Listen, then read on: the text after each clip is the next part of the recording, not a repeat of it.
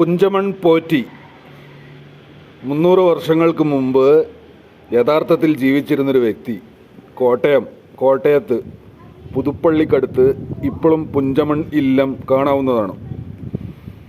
പുഞ്ചമൺ ഇല്ലത്തിൽ പുഞ്ചമൺ പോറ്റിയുടെ ചിത്രങ്ങൾ ഇന്നുമുണ്ട്. മന്ത്രവാദവും ചാത്തൻ സേവയും ചികിത്സയും ഒക്കെയായിരുന്നു പരിപാടികൾ. പിൻതലമുറക്കാർ ഇന്നും അവിടെ ഉണ്ട്, ഇന്നും ജീവിച്ചിരിപ്പുണ്ട്, കഥ പറയാൻ ബാക്കിയായിട്ട്. പുഞ്ചമൺ പോറ്റിയിൽ നിന്നും ഇൻസ്പയർഡാണ് ബ്രഹ്മയുഗത്തിലെ ക്യാരക്ടർ, വില്ലൻ ക്യാരക്ടർ. ഇതിനോടൊപ്പം ചേർത്ത് പറയേണ്ട ഒരു കാര്യം എന്താണെന്ന് വെച്ച് കഴിഞ്ഞാൽ, പുഞ്ചമൺ പോറ്റിയുടെ സമകാലികനായിരുന്നു, കുറച്ചുകൂടി പ്രശസ്തനായ, ഒരുപക്ഷെ നിങ്ങൾക്കൊക്കെ അറിയാവുന്ന, കേട്ടറിവുണ്ടാവാൻ സാധ്യതയുള്ള കടമറ്റത്ത് കത്തനാരെക്കുറിച്ചും സിനിമ ഒരുങ്ങുകയാണ്. ഇതേപോലെ pan Indian cinema. Bramayugam pan Indian സിനിമയാണ്. മലയാളം കൂടാതെ തമിഴ്, തെലുങ്ക്, കന്നഡ, ഹിന്ദി അടക്കമുണ്ട്. ഇക്കൊല്ലത്തെ ആദ്യത്തെ പാൻ ഇന്ത്യൻ സിനിമയാണ്. പക്ഷേ ഇക്കൊല്ലം തന്നെ റിലീസിന് ഒരുങ്ങുകയാണ്.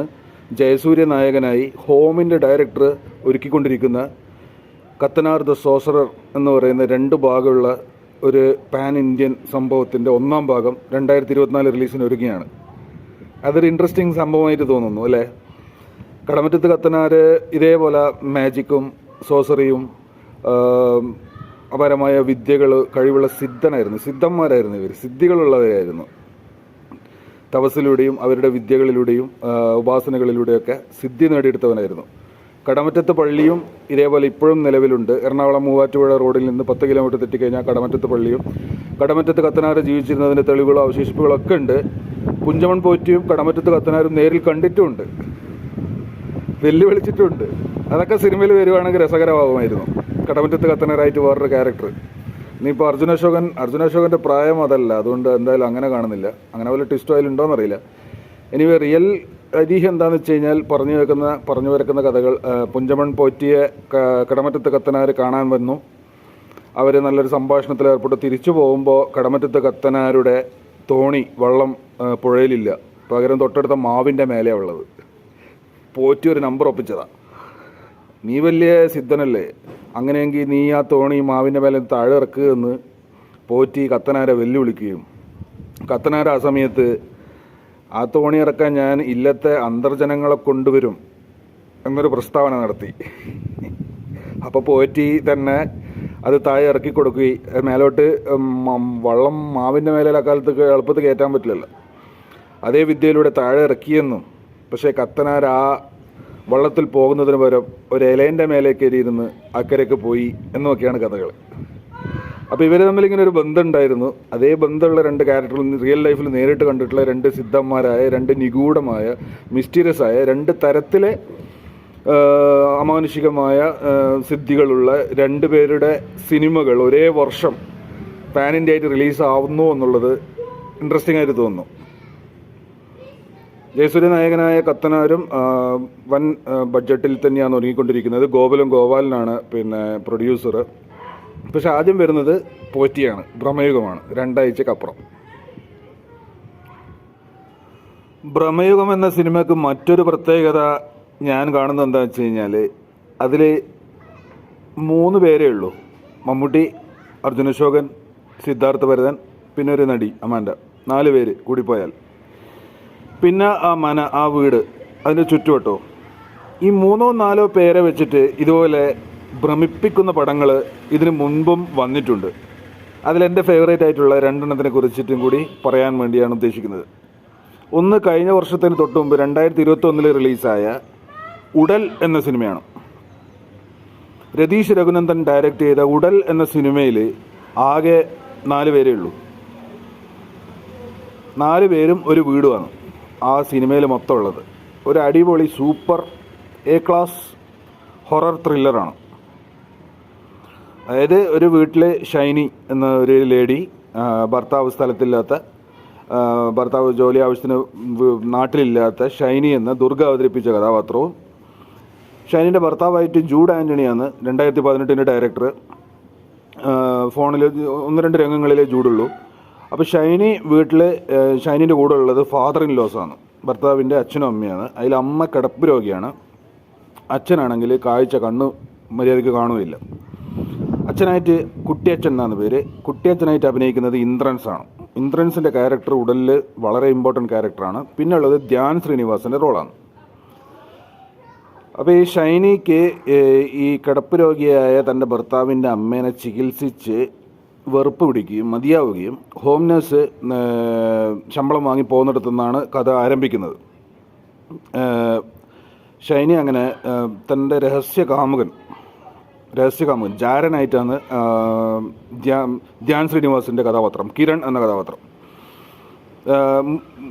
വിരസതയാർന്ന മടുപ്പിക്കുന്ന ജീവിതത്തിൽ ഷൈനി കണ്ടെത്തുന്ന ഒരു ആശ്രയമാണ് കിരണുമായിട്ടുള്ള പ്രണയം. അപ്പോൾ കിരൺ രാത്രി സമയത്ത് ഈ വീട്ടിൽ വരികയും കിടപ്പ് രോഗിയായ അമ്മയും പിന്നെ അന്ധനായ കുട്ടിയച്ഛനാണ്. അങ്ങനെ അതുകൊണ്ട് രാത്രി ഈ വീട് സന്ദർശിക്കുന്ന കിരൺ അഥവാ ധ്യാൻ ആ വീട്ടിൽ വെച്ച് ഈ ഷൈനിയും കിരണും ഈ സ്ത്രീയെ കൊലപ്പെടുത്താൻ ഉദ്ദേശിക്കുന്നിടത്താണ് അതിൻ്റെ ഹൊറർ തുടങ്ങുന്നത്.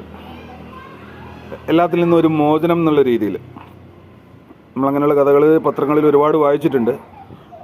അപ്പോൾ അതിന് ധ്യാൻ കൂട്ടുവെക്കുന്നിടത്ത് ഇവർ വളരെ ആരോഗ്യവാനായ കിരണിൻ്റെ കഥാപാത്രം, ധ്യാൻ്റെ കഥാപാത്രം വളരെ ബുദ്ധിശാലിയും കൂർമ്മ ബുദ്ധിയും കുരുട്ടു ബുദ്ധിയും നിറഞ്ഞ ഷൈനിൻ്റെ കഥാപാത്രം, ഒന്നിനും വയ്യാണ്ട് കാലും കൈയും മേലും അനക്കാൻ വയ്യാണ്ട് കിടപ്പിലുള്ള സ്ത്രീൻ്റെ കഥാപാത്രം.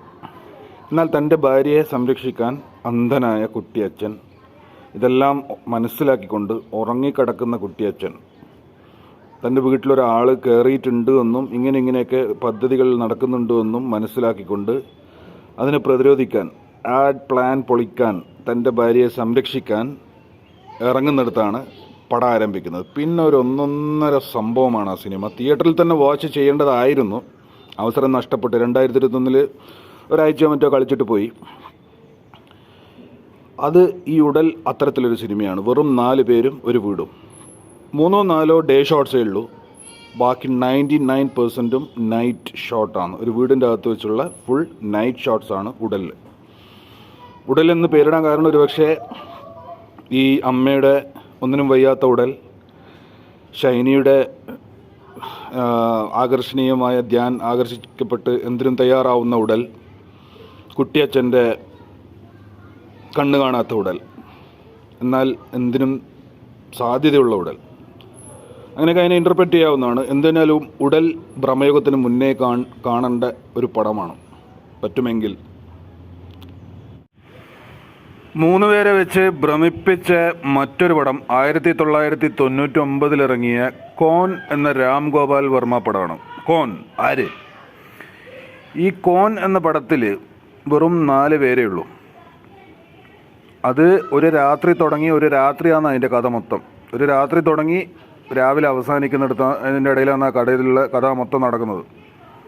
ഊർമിള മട്ടോൺകറാണ് രാം ഗോപാൽ വർമ്മ, രംഗീലൊക്കെ എടുത്ത രാം ഗോപാൽ വർമ്മൻ്റെ ഫേവറേറ്റ് ആയിട്ടുള്ള ഊർമിളയാണ് നായിക. സത്യയിലുള്ള മനോജ് ബാജ്പേയിയുമാണ് നായകൻ. പിന്നെ ഒരാളും കൂടിയുള്ളൂ, 3 പേരേ ഉള്ളൂ. പിന്നെ ഒരു ഫ്ലാറ്റും മഴയും രാത്രിയും ഇടിവെട്ടും ഒന്നും പറയണ്ട. ഹൊറർ ത്രില്ലർ പാർ എക്സലൻസ് ആണ്. ക്രിട്ടിക്സ് ഫേവറേറ്റ് ആണ്. 1999 റിലീസായതാണ്. ഇപ്പോഴും DVD ലഭ്യമാണെങ്കിൽ നല്ലൊരു വാച്ചാണ്. പടം തുടങ്ങുന്നത് ഊർമിള ഫ്ലാറ്റിൽ തനിച്ചാണ്. മാതാപിതാക്കൾ പുറത്തുപോയ സമയത്ത് ഫ്ലാറ്റിൽ രാത്രി തനിച്ചാണ്. അപ്പോൾ TV-യിൽ ഒരു സീരിയൽ കില്ലർ പുറത്തിറങ്ങിയിട്ടുണ്ട്, ജയിലിൽ ആടിയിട്ടുണ്ട്, പുറത്തിറങ്ങി നടക്കുന്നത് എല്ലാവരും സൂക്ഷിക്കാന്ന് പറഞ്ഞൊരു മെസ്സേജ് വരുന്നിടത്ത് പേടിച്ചിരിക്കുന്ന ഊർമിള TV കാണുകയും ശ്രദ്ധ മാറ്റുകയും ചെയ്യുമ്പോൾ ഒരാൾ വന്ന് ബെല്ല് റിങ് ചെയ്യുന്നു, ഡോർ നോക്കിയപ്പോൾ മനോജ് ബാജ്പേയിൻ്റെ ക്യാരക്ടറാണ്. മനോജ് ബാജ്പേയി ഇന്ന ആൾ വീടല്ലേ, മൽഹോത്രൻ്റെ വീടല്ലേ എന്ന് ചോദിക്കുന്നു. അപ്പോൾ ഊർമിളയല്ല, ഇത് ഗുപ്തൻ്റെ വീട്. അപ്പോൾ സോറി, വീട് മാറിപ്പോയി എന്ന് പറഞ്ഞിട്ട് മനോജ് ബാജ്പേയി തിരിച്ചു പോകുന്നു. വീണ്ടും കുറച്ച് കഴിയുമ്പോൾ ഇതേ മനോജ് ബാജ്പേയി വരികയാണ്. എനിക്കൊരു കോൾ ചെയ്യാൻ പറ്റുമോ എന്ന് ചോദിച്ചുകൊണ്ട്.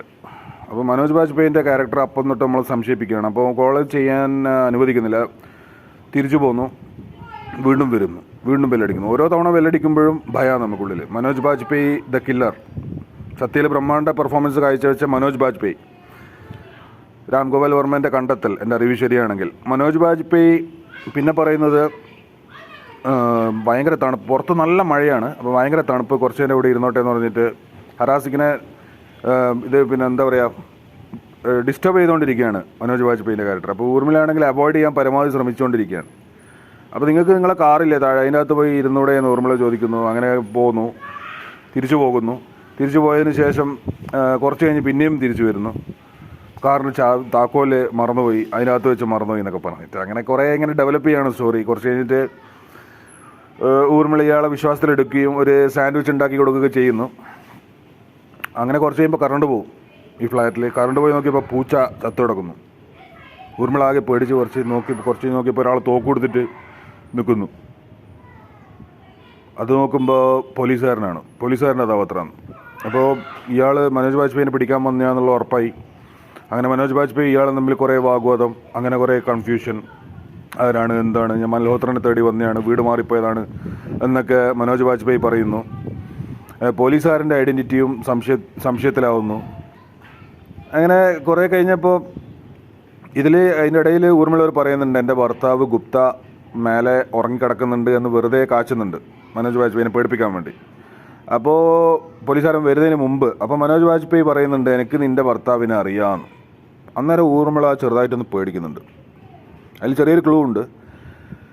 അങ്ങനെ കഥ ഡെവലപ്പ് ചെയ്ത് ഇവർ തമ്മിൽ കയ്യാങ്കളിയായി. ലാസ്റ്റ് പിന്നെ കില്ലർ ആരാന്ന് മനസ്സിലാക്കുന്നിടത്തെന്ന് വെച്ച് കഴിഞ്ഞാൽ അപാരമായ ഒരു സസ്പെൻസിൻ്റെയും ട്വിസ്റ്റിൻ്റെയും പരകോടിയാണ്. അതായത് ഇവർ കണ്ടെത്തുന്നത് എന്താ വെച്ച് കഴിഞ്ഞാൽ മൽഹോത്രൻ്റെ വീട് തന്നെയാണിത്. മനോജ് ബാജ്പേയി തേടി വന്ന വീട് തന്നെയാണ്. മൽഹോത്ര മേലത്തെ മുറിയിൽ മരിച്ചു കിടക്കുകയാണ്, അഥവാ കൊല്ലപ്പെട്ട് കിടക്കുകയാണ്. കൊന്നത് ഊർമിളയാണ്. ഇത് ഊർമിളൻ്റെ വീടല്ല, ഫ്ലാറ്റല്ല. അപ്പോൾ ഊർമിളൻ്റെ ക്യാരക്ടർ കൊന്നിട്ട് ഇങ്ങനെ സ്വസ്ഥമായി ഇരിക്കുമ്പോഴാണ് മനോജ് ബാജ്പേയി വരുന്നത്. അങ്ങനെ ഇവരിത് മനസ്സിലാക്കിയെടുത്ത് ഊർമിള വീണ്ടും ഇവരെ കൊല്ലുന്ന ഇടത്താണ് പടം അവസാനിക്കുന്നത്. കഥ മൊത്തം പറഞ്ഞു കഴിഞ്ഞ് സ്പോയിലറാണ്. പക്ഷേ 99 25 കൊല്ലം മുമ്പ് റിലീസായ ഒരു പടത്തിൻ്റെ കഥ സ്പോയിൽ ചെയ്യുന്നതിൽ തെറ്റില്ല എന്ന് വിചാരിക്കുന്നു. എത്ര പേര് ഈ വീഡിയോ കണ്ടിട്ട് കാണുമെന്ന് എനിക്കറിയില്ല. കഥ കേട്ടുകൊണ്ട് തന്നെ എനിക്ക് കാണാൻ പറ്റുകയാണെങ്കിൽ കാണാൻ നോക്കുക.